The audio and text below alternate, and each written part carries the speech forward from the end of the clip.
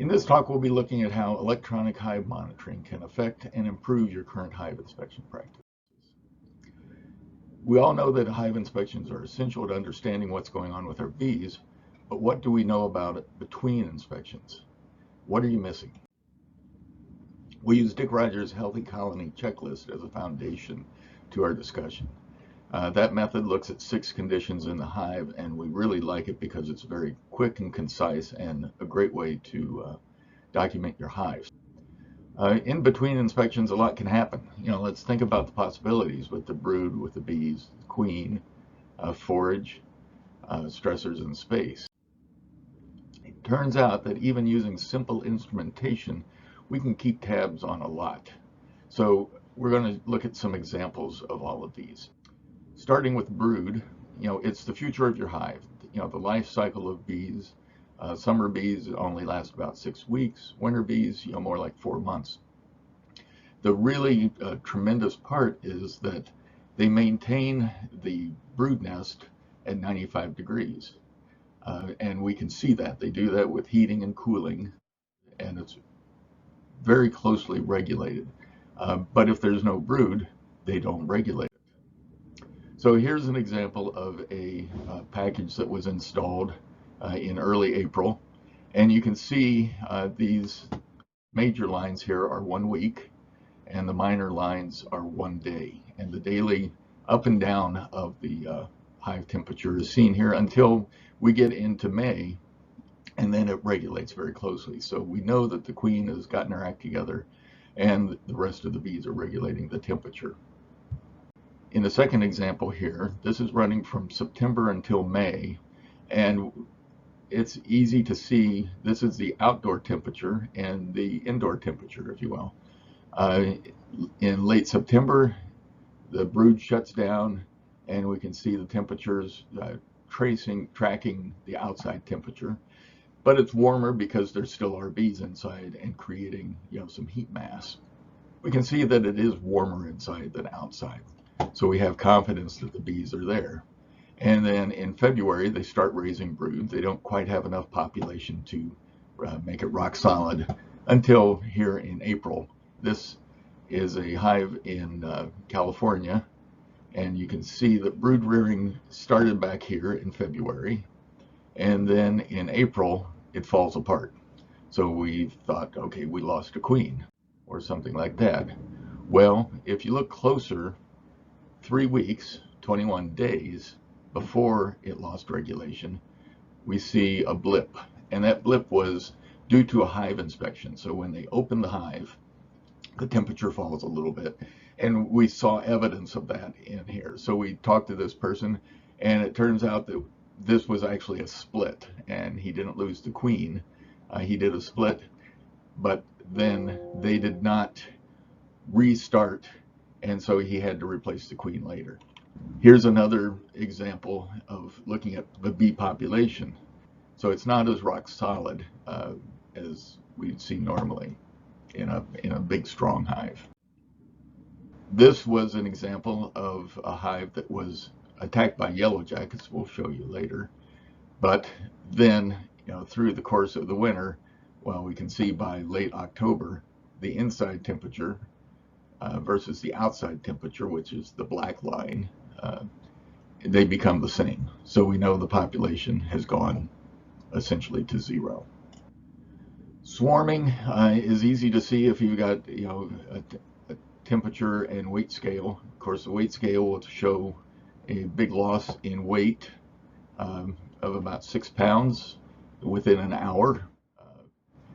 But the other thing that happens is during that, they become very disorganized with their thermal regulation. So we see a temperature blip, and Theo Hartman's going to talk about that in great detail later, because he had quite the experience this spring with some new instrumentation. Queen loss is, like we showed in the earlier example, pretty easy. In this case, the queen was removed to do a brood break. The queen was removed on July 8th, and then we see again 3 weeks later, the thermal regulation goes out because all the brood has emerged, and they can go from there. Here's a typical a nectar flow that we'd all love to see. This is from New Jersey this year. What we do in our honeybee productivity chart is we subtract beekeeper influence. So we know that bees can only add, a couple of pounds an hour. So we subtract out any change that's more than 10 pounds an hour, so that the honeybee productivity shows what the bees are doing and not what everybody else is doing. Here's a full year graph of weight. And so from this is in Virginia, we can see the weight go up during the foraging, during the nectar flow. Then it was harvested. And in this one, we had a second nectar flow, if you will, which was actually robbing. It was a dearth going on at the time. So, that was good information, because we know you're robbing from weak hives. So you watch this one closer for disease coming in. Feeding, so as sugar was added, we see big bumps, and then consuming the sugar water during that. And going into winter, then we see, sort of a constant decline. This little bump was during a snowstorm, then it melted. Into spring, did a little more feeding in order to make it through the deep valley, because feeding increases during the spring when they're bringing on brood and there's no forage, and then coming back into the forage here. The stressors, like I showed, we can see robbing very clearly with the weight scales. Sometimes you also see robbing in the temperature, in the internal temperature. They were getting attacked every afternoon. We knew it was an attack because it was slightly different times, but each afternoon. And we also see that before the robbing, there was a lot of population. And then after the robbing, basically the outside and inside temperatures were identical. So we knew that hive was a goner. So once we have all of this put together, then we can look at a whole year across a hive. And we can see a lot of things in this particular one. Here we see some distress during June, where the temperature is going above the brood zone. And we see some, it fall apart a little bit here in late July. So maybe there was a queen event or something like that. Then in October, we see the brood rearing stop. But here in November, we see that there's no bees left. The temperature is the same as the outside. But what we gathered, and this was verified, was that, as you notice in the weight scale, it's all very smooth, it's up and down and all that. But you see no big drops of taking the hive apart during inspections. And it turned out that this hive was not inspected all year. It was just started up, had a good flow, and then in December it died. So there was no inspections, no mite treatments, no nothing like that. So there's a lot that you see directly and a lot that's inferred from it.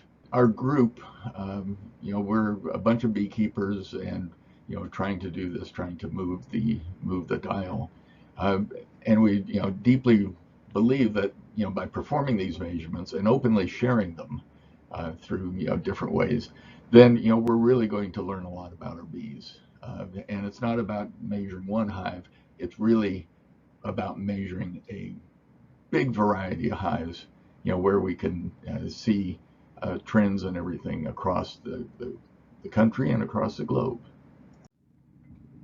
Our citizen science project is basically to establish what normal is. By having lots of measurements all over the place, then we establish normal regionally, because it's very different between Arizona and Maine and Seattle and Florida and Australia and New Zealand and all these different places, and Europe for that matter. So we're compiling all this data, and then looking for the trends that go through all the hives. And this year we've added the swarming and temperature events, where we're seeing what causes the bees to disorganize on their thermal regulation. And it turns out there's a lot of things that do that. virgin queens going on their flights and swarming and all these different things. Components that we've been using for these are a temperature sensor, which also, when a temperature event, when a big change happens rapidly, then it records in 1 minute increments. So that's our T2 swarm binder.